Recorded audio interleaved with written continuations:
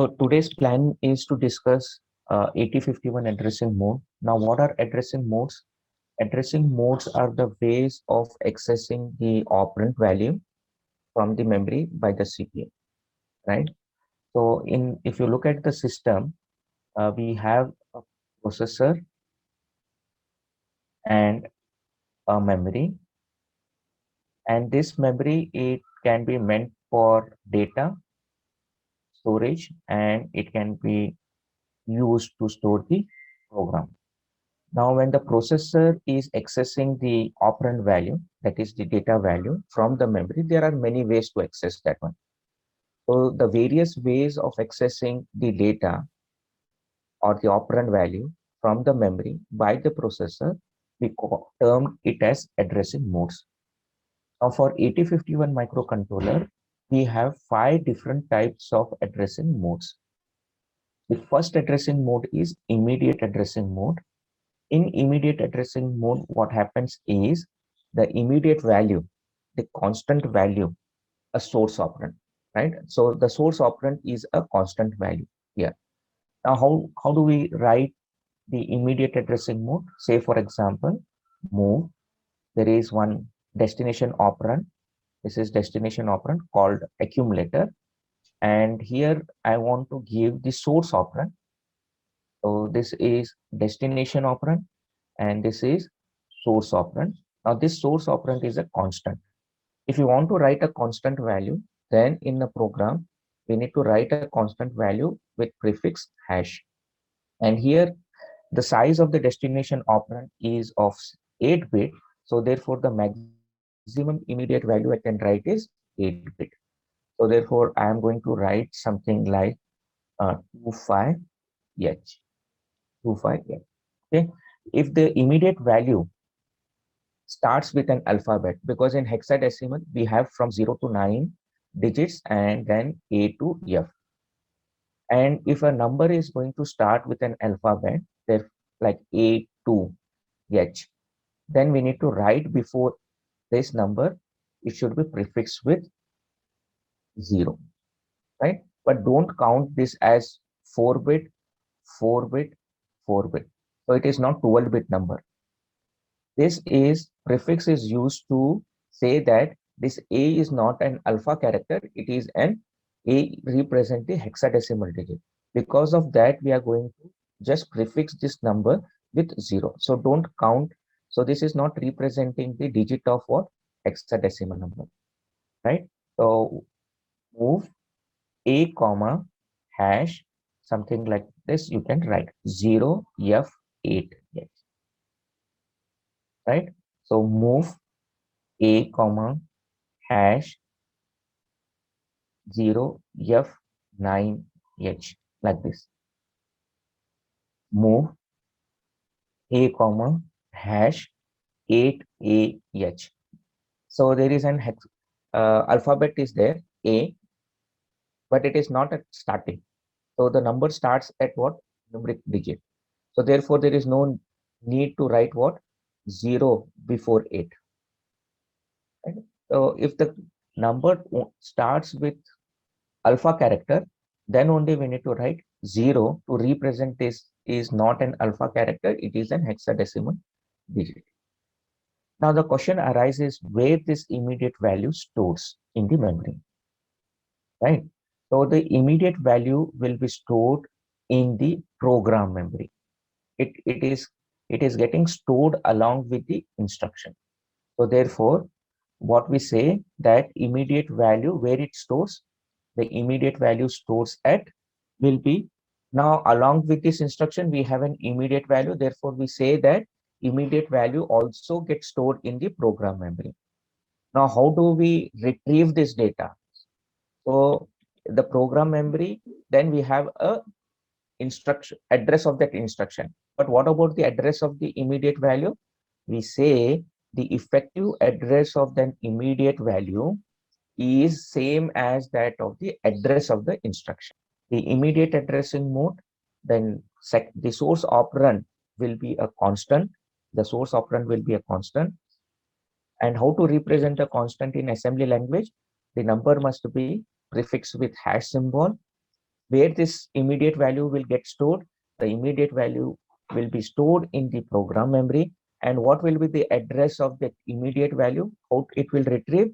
We need to say the effective address of the immediate value will be the address of the instruction itself.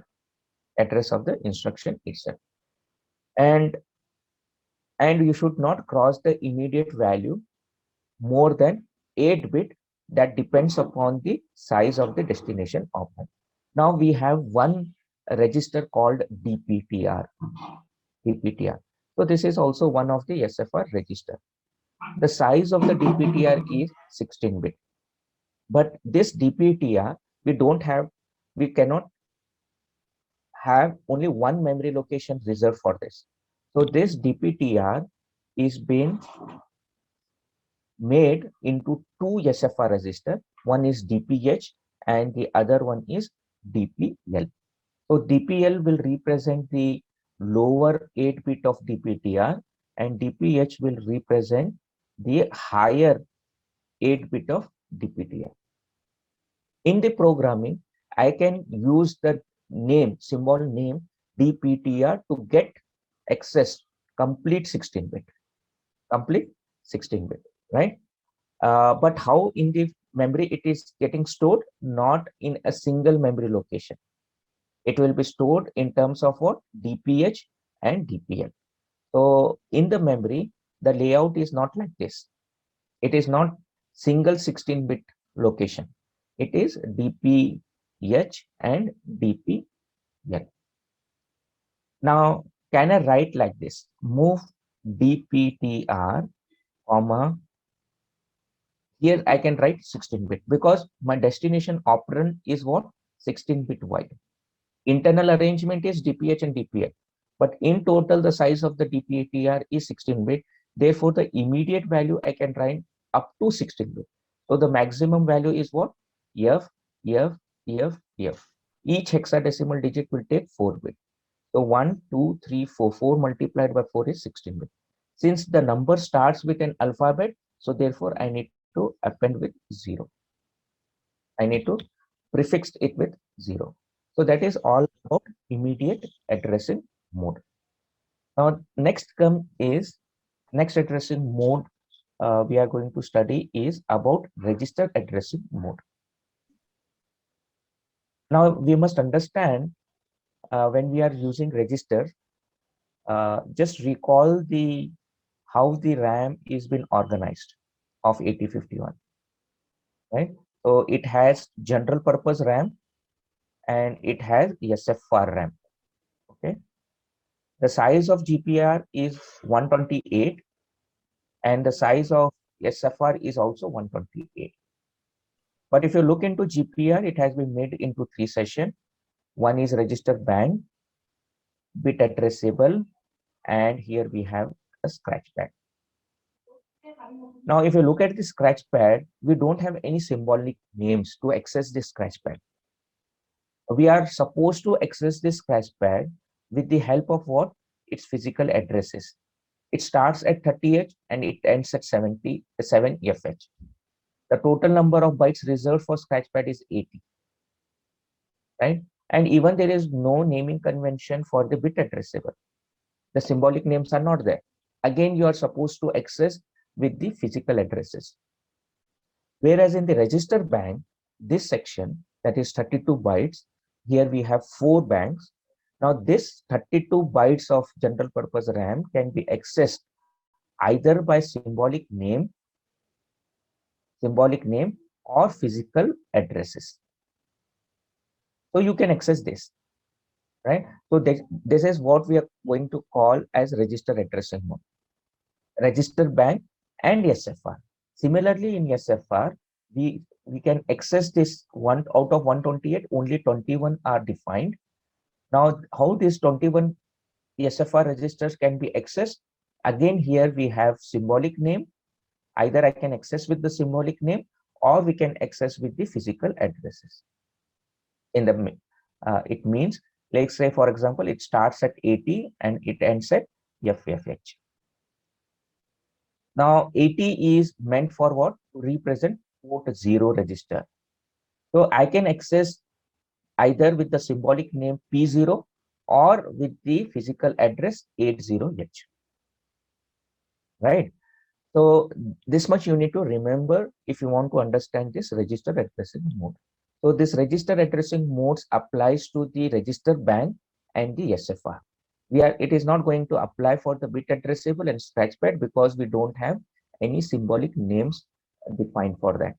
So these bit addressable and scratchpad of general purpose RAM will be accessed through physical addresses only, right? So now, if you look at the addressing uh, modes supported by move instruction, now say for example, I will write an example move A comma R naught. So this becomes a valid instruction. And how many addressing modes a move instruction supports? We have seen that it totally support 18 different types of addressing. Means there are 18 ways to access. It can be bit level, it can be direct memory, register indirect memory, right? Immediate memory, register addressing mode, different uh, variants we have. We won't call it as 18 addressing mode. We call it as 18 variants supported by the move instruction. And remember that if you look at these 18 variants, this type of syntax is not there. Rn comma Rn. So this becomes an invalid instruction. If I write like this, move R0 comma R7, then this becomes an invalid instruction. So among these 18 variants, this option is not available. So therefore, we cannot write instruction where both destination operand and the source operand are part of the registered banks. But it can be one operand can be what? It can be SFR register and the other register will be from the register bank. So this is allowed. Even you can write like this, move R0 comma A. So there is no problem. But remember that you cannot use both source operand and destination operand of what? Of the same registered bank. So that is not allowed. So this much you need to remember in the register addressing mode. Then how to load DPTR? How to load DPTR? So even we can do like this, move. We have seen how to load the DPTR with 16-bit value. Something say for example 2575H. Addressing mode is direct memory addressing mode. Now what happens in the direct memory addressing mode? The address of the operand is mentioned where in the instruction itself. So say for example, move R0 comma 30H.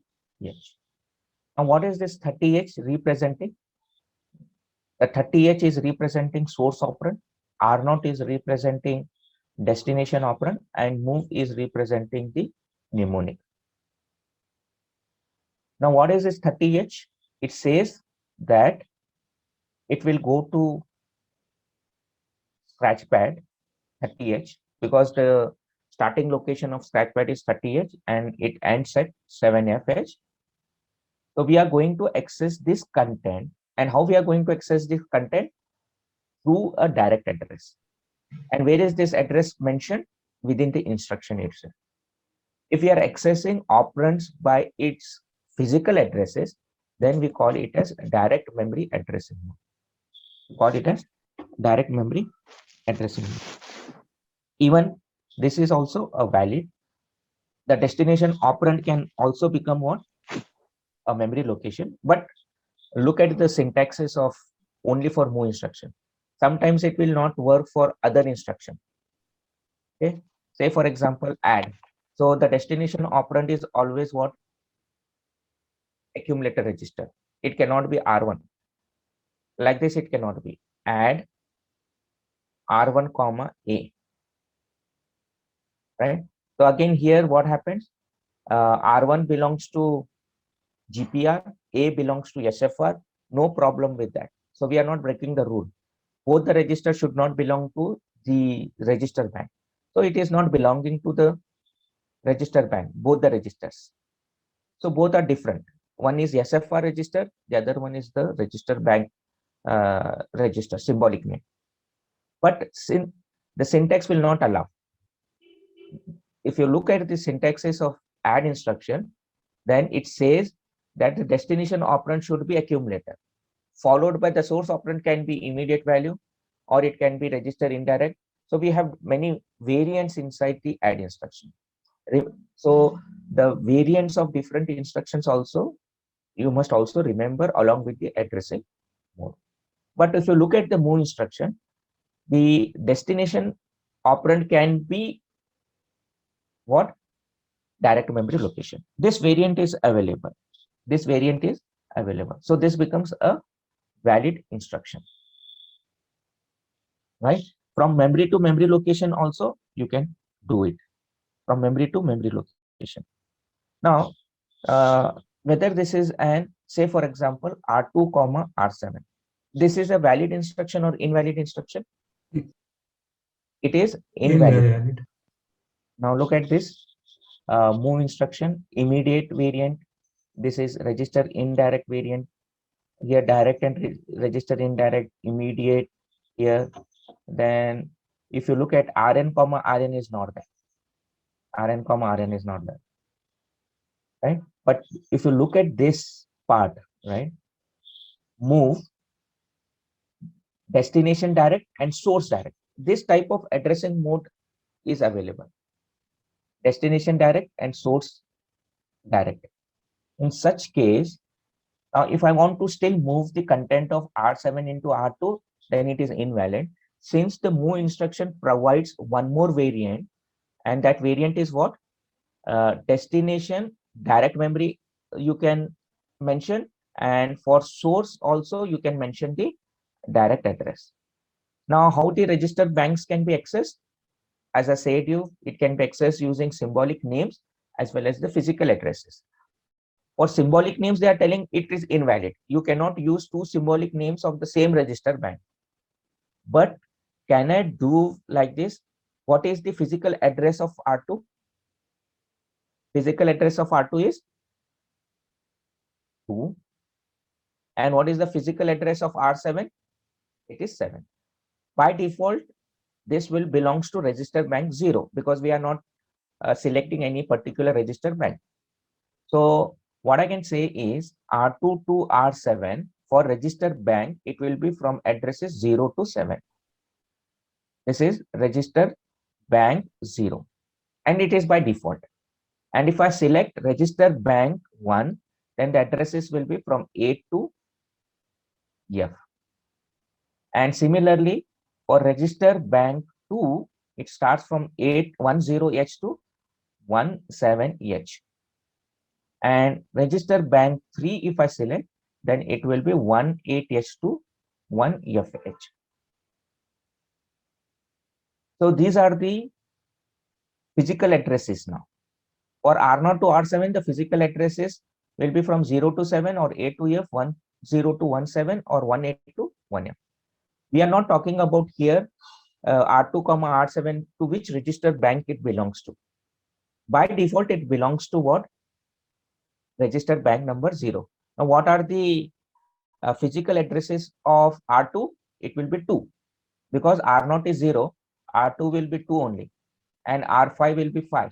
So these are in sequence, right?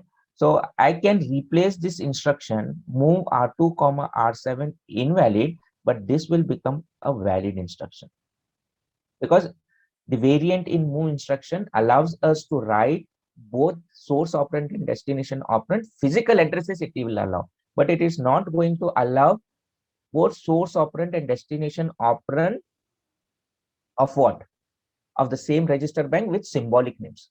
So both source operand and destination operand, symbolic name syntax is not allowing, variant is not there, but we can do it using what? Direct memory addressing mode. We can do it with direct memory addressing mode. So that is the idea we need to remember in the direct memory addressing mode. You can do like this: move A comma R2. Operation wise, both are same. Syntax wise, this will become invalid and this syntax will become a valid. Operation is same. We are copying the content of R7 into R2. Here also the copy of content R7 is copied into R2. Now this becomes register addressing mode. Register addressing mode. If I write the same operation, now both are, I'm going to write same operation. We are going to copy the content of R2 into A. I can write like this also. But this becomes a direct addressing mode. Why? Because the source operand direct memory address we have mentioned. Here we have accessed that memory location with the help of symbolic name. It becomes a register addressing mode. Here we are accessing the same memory location by the physical address, that is 2. Then that becomes what? Direct memory addressing. Operation wise, both are equivalent. Both are equivalent, right? And you can access the SFR with the physical addresses also. Say for example, move P0 comma hash 25H. I can write like this: move, what is the physical address of P0? 80H, comma hash 25H. SFR can also be accessed through physical addresses, but you need to remember the physical addresses of SFR register. To make our programming easy, they have used symbolic names. So that is the idea why we have inserted the symbolic names. Then comes again in direct, there is a concept of stack and direct addressing mode, because the we have a stack memory, and where the stack memory starts at by default, the stack memory starts at 8th memory location it will start, and by default where the stack pointer points at 7. And what is push instruction does? Push instruction, first it will increment the SP value by 1, and then the value will be copied. Whereas in the pop operation, what we have seen, first value will be read. Okay, so we are going to read it first, and then the SP value will be decremented by what? 1. So these are the two operations, primitive operations, which are associated with the stack memory, push and the pop. And these are the definition for the push and the pop. But how do we write the instruction for that? Say for example, if I'm going to write push 5, now it is same as that of what? As if we are pushing the content of what? R5 register.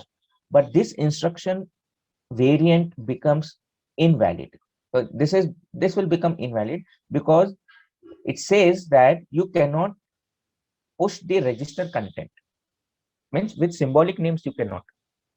But the same operation wise both are same. Push 5, push R5. The content of memory location here 5, the symbolic name is R5. This content is going to push onto the stack, right? But what we are going to do while writing the instruction, we need to stack will support only direct memory addressing mode. It will not support register with symbolic names. Register addressing mode it will not support. So we can write push 6, right? And even I can push the content of accumulator. Now, if I want to push the content of accumulator, then how I need to write? A, I cannot write because it becomes invalid. But how I can push the content of A? With the physical address. Now, what is the physical address of accumulator? If you refer that chart, then that it is E0H. Since the number starts with E, so we need to prefix it with 0. So push. Now this becomes an valid. And if you want to pop it back, so how we have stored inside the stack now? The content of memory location of R5. Here we have R5 content. Here we have R6 content. And here we have accumulator content.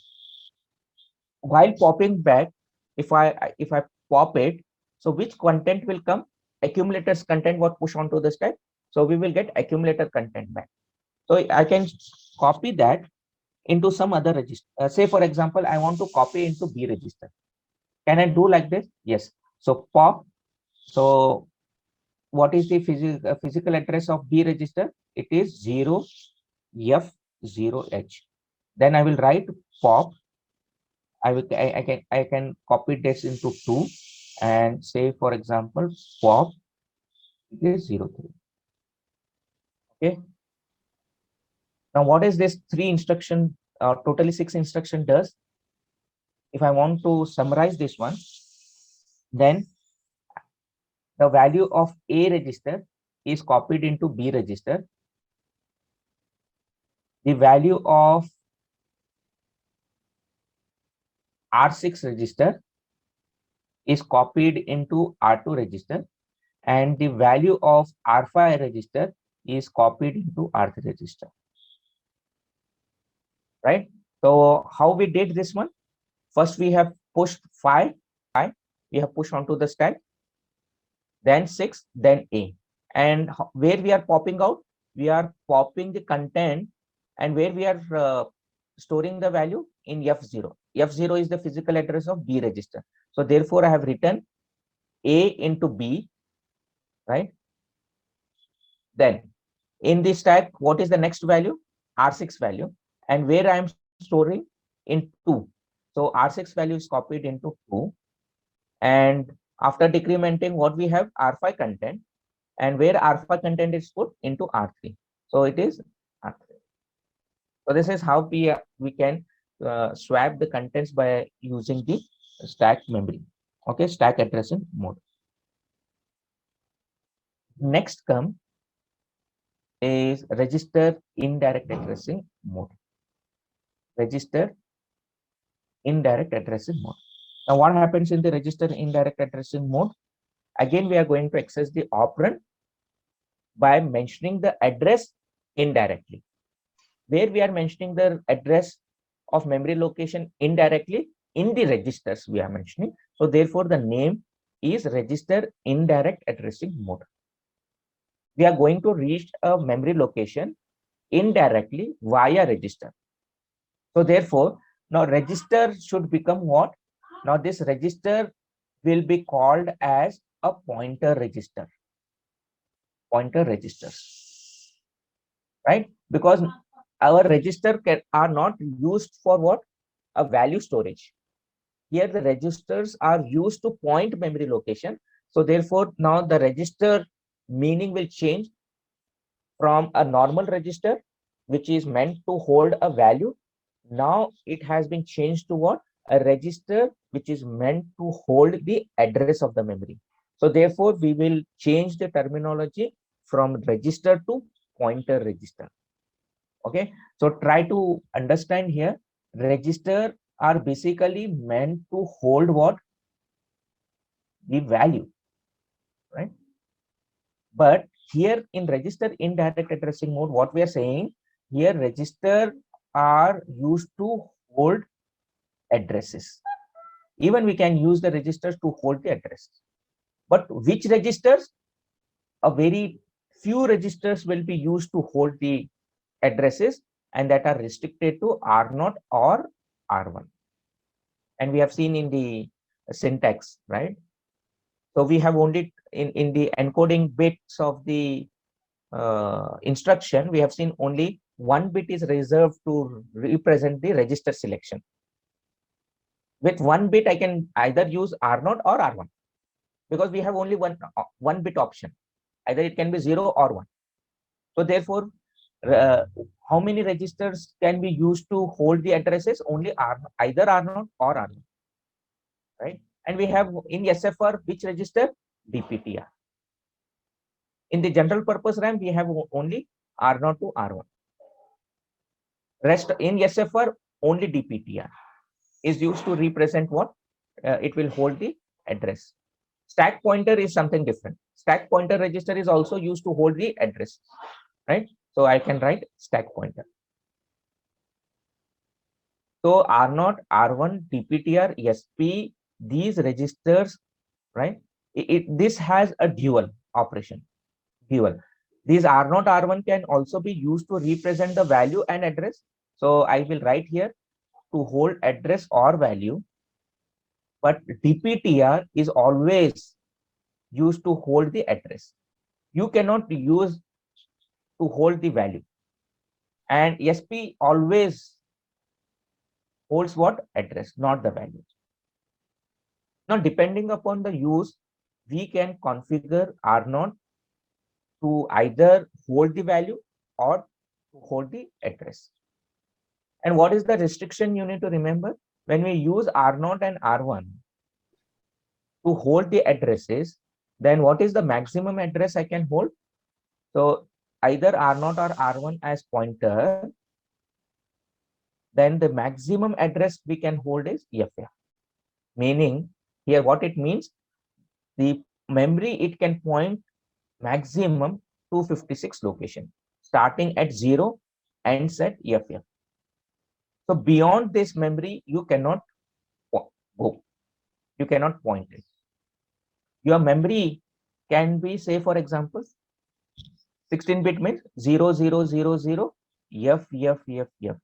If I use R0 or R1, either one of these, to point this 64 kilobytes of memory, then you cannot point anywhere.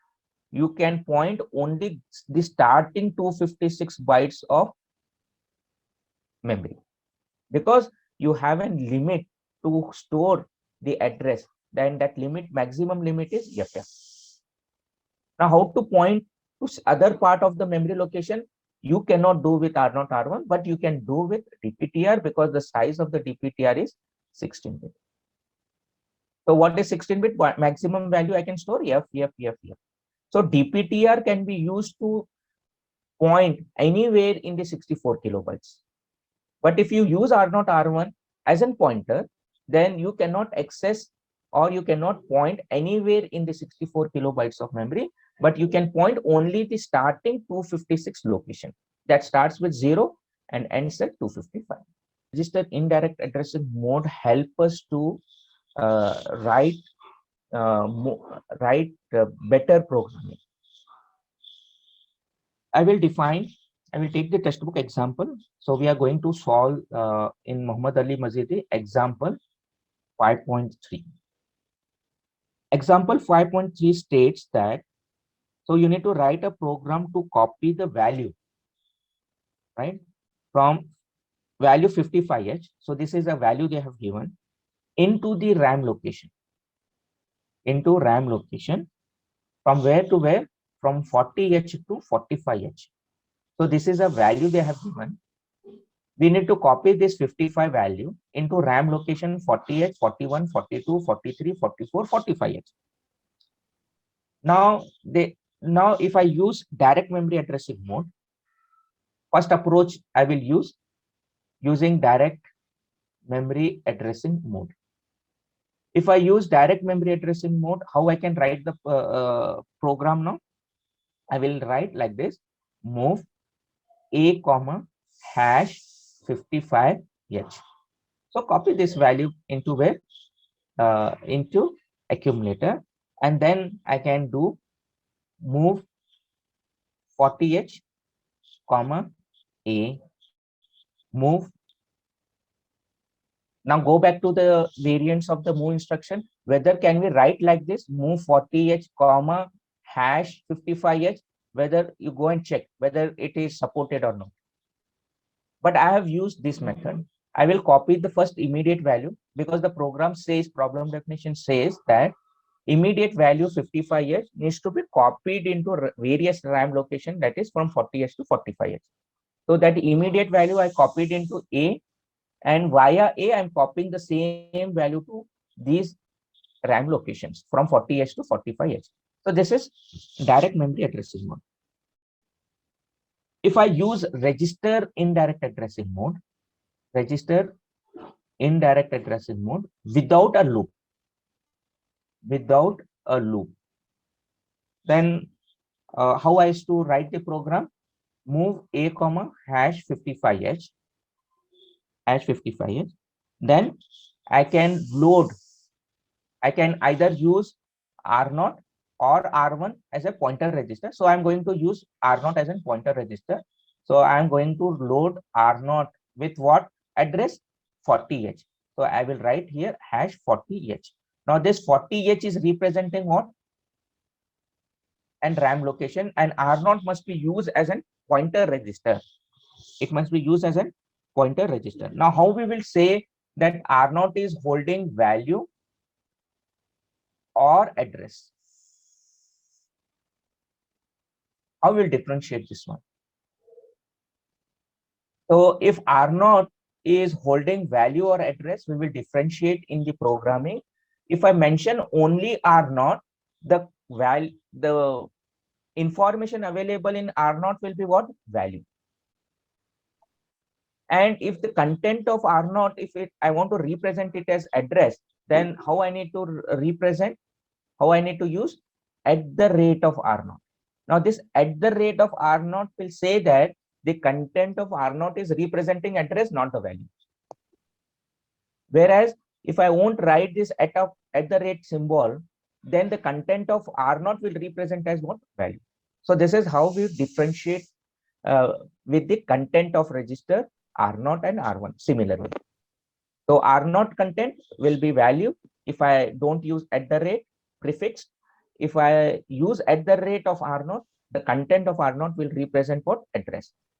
At this level, what is the content of R0? The content of the R0 is value 40H. Value 40. This is value 40H because I have not written at the rate, right? So it is value 40H. Now the next instruction, what I'm going to write is move this content A. That content A contains what? 55H, that is immediate value, where I need to put into RAM location. But I'm going to write use register indirect addressing mode. Then I should not mention 40H directly here. Now where is 40H? In R0, and that will represent an address. So therefore I will write here at the rate of R0. At the rate of R0. So now what is this instruction will do? It will take the accumulator content and it will read the register value. The register value is 40H, and now this 40H will be termed as address because we have written at the rate of R0. So therefore finally 55H will be stored where? In 40H. Now what next? I need to go to 41H. So again, what I need to do? Increment R0. It was 40, now it will become 41. So like this, we need to copy again at the rate of R0, comma A. Again, in program will be more. If I use another approach, register indirect, but with a loop, with a loop. How I can write it? The program now. So I will copy first the immediate value into accumulator, and I will copy R0. I'm going to use R0 as a pointer. So I will load the RAM location address 40 into R0. And how many times I need to do? 5 times I need to do. So I will put a counter. I will use some register R2 to represent a count steps. Number of steps I need to do is 5. Now I can write move at the rate of R0, comma A. First time it is done. Then you increment what? R0. Increment R0. Then you need to decrement. How many times we have done? 1 time we have done. So decrement jump non-zero. Decrement it. Jump if it is non-zero. Now we are decrementing R2. 5 will become 4. And this after decrementing, whether it is a non-zero, yes, it is a non-zero. 4 is a non-zero. So therefore it is going to jump. Where it is going to jump? Say for example, I am going to write something like again. Now where again should label? Again here. You need to take control over here. Okay. Again, the value of accumulator will be copied into R0 with a loop. With a loop. So if you look at this program, register indirect with a loop, and you compare with the direct memory addressing mode, here physical addresses needs to be mentioned at every stage, which is not required here. Only I need starting address. The rest of the address 41, 42, 43, 44, 45, I am going to generate indirectly here, which is not required to be mentioned. Now we are talking about only 6 transfer. What about if it is in terms of thousands? If we have a large memory content needs to be transferred. So every physical address, if I use direct memory addressing mode, every address of that memory physically we need to mention, which is not possible to write a program for such a huge transfer. So therefore, we have a concept of register indirect addressing mode, because when we transfer a packet, right, in internet protocol, we used to transfer a huge data from one memory location to another memory location. So data exchange, when we have a larger, so direct memory addressing mode will not support that. Register, no doubt, register indirect memory addressing mode takes more time. First, it needs to go to that particular address, get the content, and then go to that point memory location, then get access. But writing programs will become more comfortable and convenient with register indirect addressing mode with a loop. With our logic, we can make our programs more easier to read it. Otherwise, it will become lengthier if I use direct memory addressing mode. So that is the beauty of register indirect addressing mode. Since the register indirect addressing mode will take more time compared to the direct memory, because here first address needs to be calculated via register, and here in direct memory addressing mode it is directly available within the instruction, so it won't waste CPU cycle time. But while we have larger memory data transfer is there, then direct memory addressing mode, no doubt it has become faster, but the program readability will come down and it will become a lengthier program. Both the programs are doing the same job, right? The register indirect with the loop also, this part also is doing the same job, and even this part is also doing the same job, right? And if the data transfer, it is was only 1, 2, 3, 4, 5, 6. And what happened if it is for such a big number, right? So something like 100, then I need to write all the 100 addresses here. Now here, what I need to do, if I want to do with 100, where is the change I need to make? Can anybody tell me where I need to change in this program? In register indirect with a loop, if the Instead of 05, we'll write 100. only this change I need to do here, 100. If I am using direct memory addressing, 100 addresses, now it is only 6 addresses. From 6, if I'm moving to 100, then I need to write, keep writing like this. Many addresses I need to write. That is not the convenient way of writing the program. And here, how many changes I have done? A small change, 5 will be replaced with 100. Only the count value, loop count value I need to change. And I'm not going to change the rest of the program. So that is the beauty of register indirect addressing mode.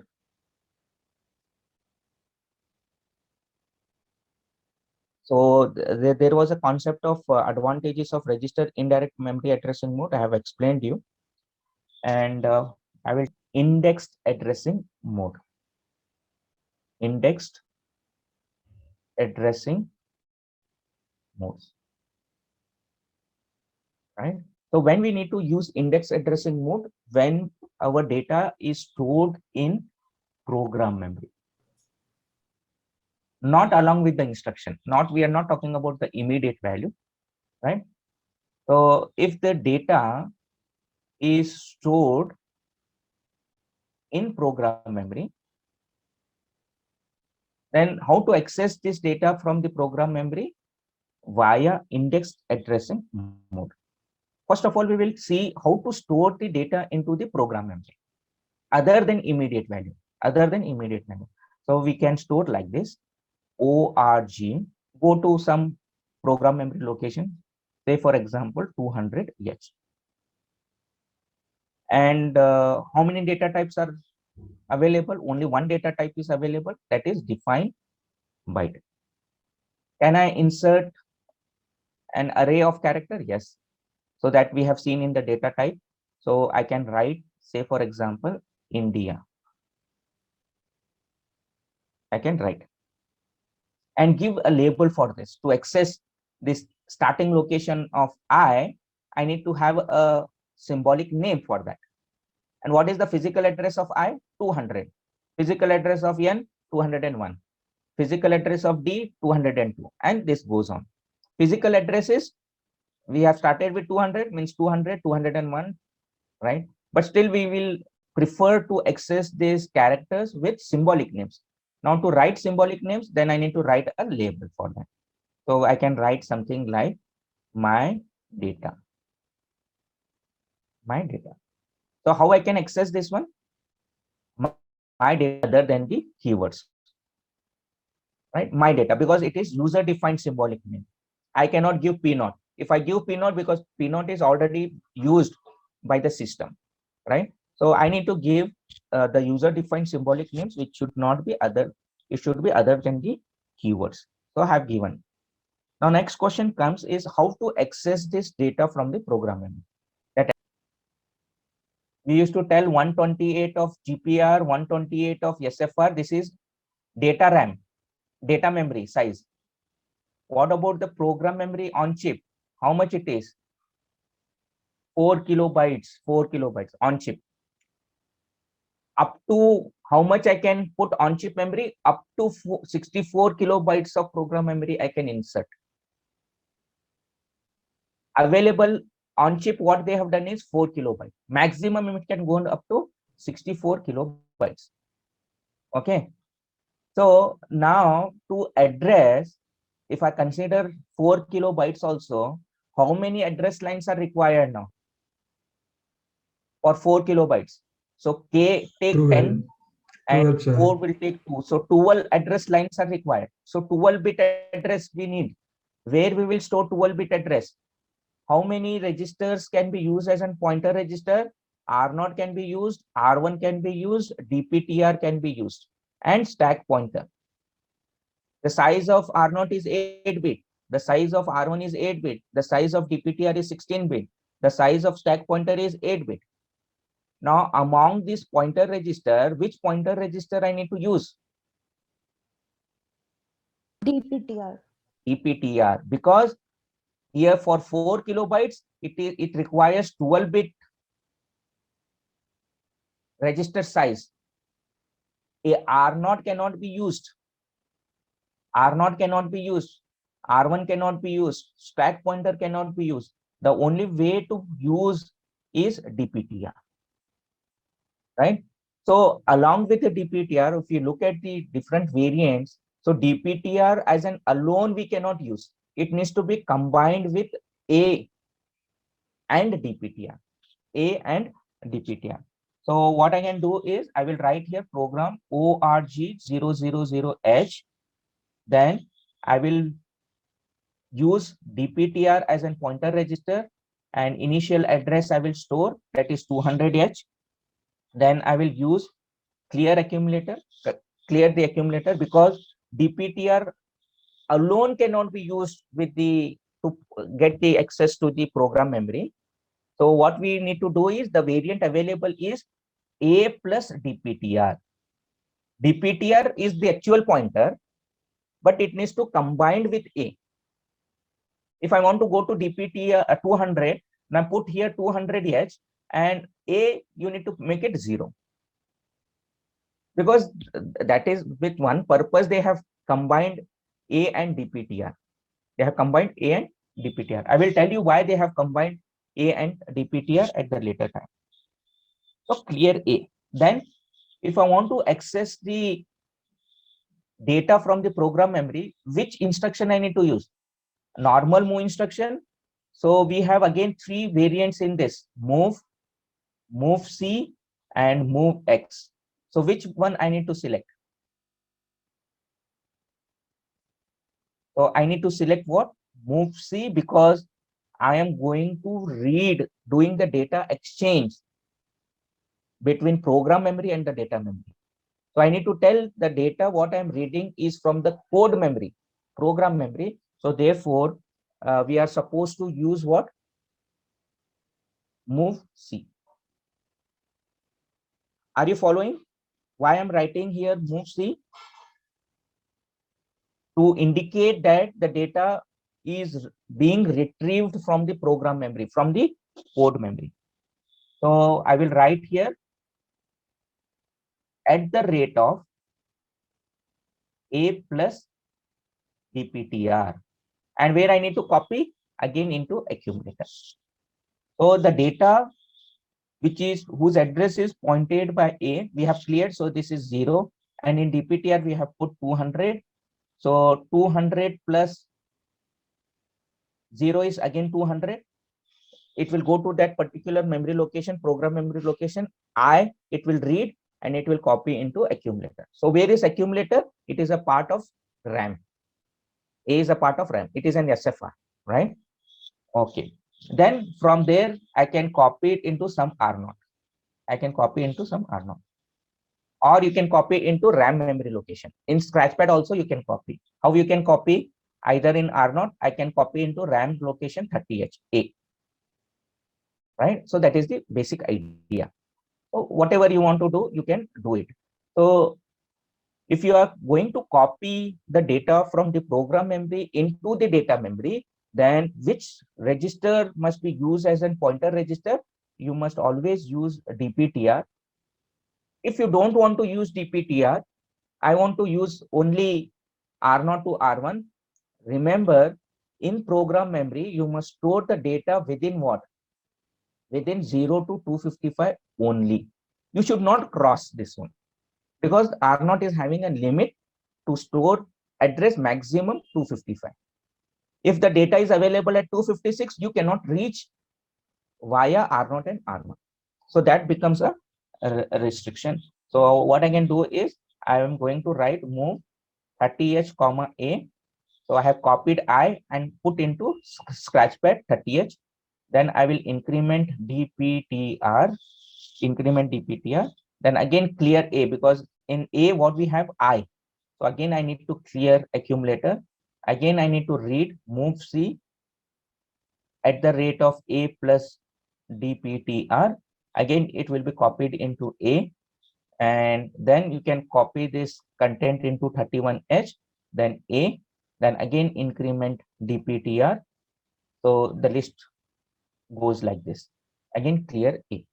So this is how index addressing mode is used. So index addressing mode is basically used to access the data stored in the program memory.